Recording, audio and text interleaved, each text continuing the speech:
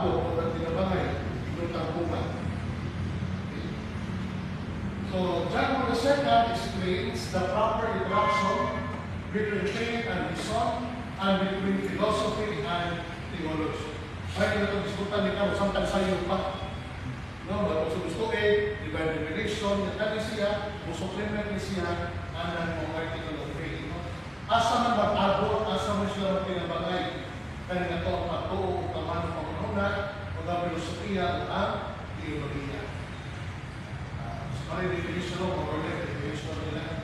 So, philosophy is the study of the ultimate truth under the natural light of reason. Filosofiya, pagtuon na sa mga matuuran, dahil ang damdam sa tuang tawanan nila ang mataunan.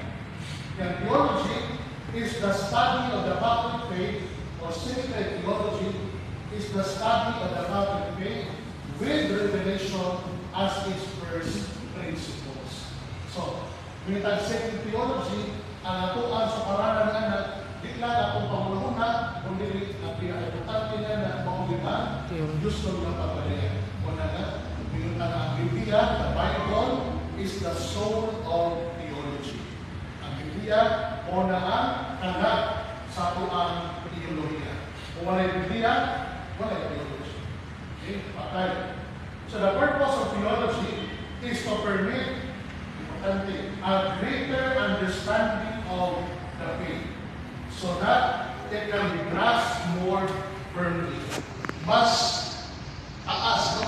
Mas taas na pagsabot sa tuang pagtuo. Muna din natin yung sa theology. So first, important point, how reason supports faith and how philosophy supports theology. So, unsa may tabang sa philosophy diha sa tuang theology, unsa may tabang sa reason diha sa tuang pagtuo. Number one, upatos na po. Number one, reason prepares the way to faith. Now, St. Justin and the apologies, ako yung mga nulo, si Justin Martyr, apologies din, kung ang apologies during the 2nd, 3rd, 4th century, okay, gigamit sila filosofiya as preamble to the faith.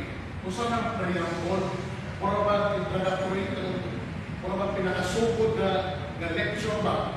No? Before ang theology proper, ali sa tamang lecture about philosophy, about reason. Nakalamugian na ko sa mas labong nga kung mas kumplito yung napagsabot sa ating mga pagkakas.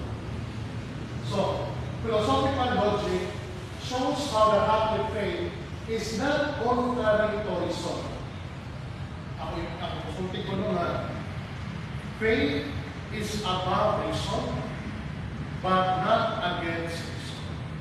Ang atong patuo, mas labaw pinansiya sa rason.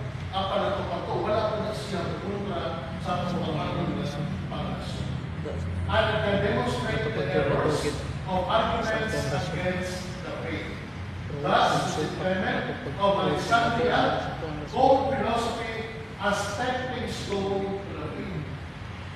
So, masabta na ito ang pagtuo, una ito kay pagsabot sa filosofiya o paggamit sa sakto na paggamit sa tawahan na pagkunan.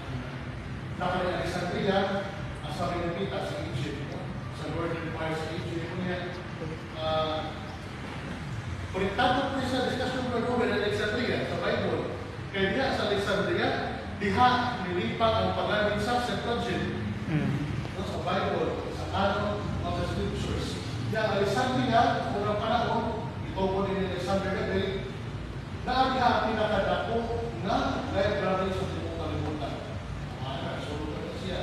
Diha Alexandria po ang sentro sa filosofiya o teologiya. Dahil ang patron ko sa philosophy, si St. Catherine of Alexandria, usa ka prinsesa ng taga Alexandria. Okay? So, reason prepares the way to faith.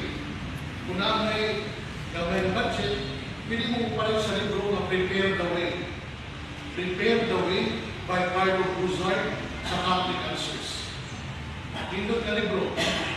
Ay gamit, philosophy, araw pag-anda na itong mga tao na wala pa magawa sa pagtuo o wala pa rin mutuo ng ating mga Diyos.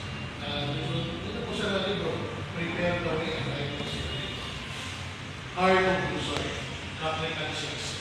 Number 2, reason lays the foundation for faith and makes revelation credible. So, mas mahimo ang patuan, ang pagtuo, ang gusto ng pagbukyag, o pagpalihan, kung atong naritong una, ang atuan na tawahanon ng Panginoon. Kanya, bako na siya sumaranan, ihang magikan ang pagtubo, paglandong, kunya sa gasa, sa pagtuo, diha sa atuan na tawahanon ng Panginoon. Number 3, faith without reason withers into myth or superstition. Kung ato pagtuo, wala ay rason, matagpanihan din ang the second, mahingo na nyo na siyang patuo ko. Superstitious belief. Okay? Ang pagtuo, mawalay, ang pagtuo, mawalay Indot kayo? paglatos sa tuang paglason, mahingo na